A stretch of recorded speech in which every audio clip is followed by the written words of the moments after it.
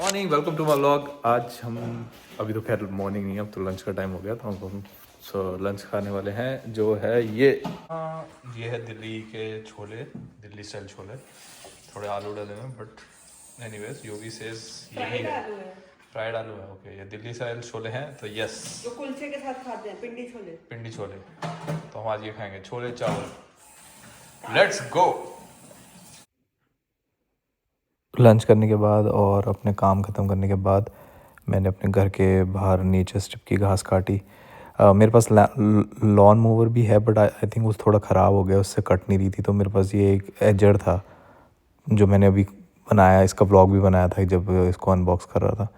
तो ये सही है, मतलब इट डज़ द जॉब। काम कर देता है ये, कोने कोने की घास काट देता है, और बीच में भी अगर इन केस जहाँ पे तुम्हारा लॉन मोवर नहीं जा सकता वहाँ पे भी घास काट देता है। तो मैंने वो करा, और उसके बाद मुझे कार साफ़ करनी थी तो मैंने अंदर से कार क्लीनिंग भी करी, which you will see in later part of my blog.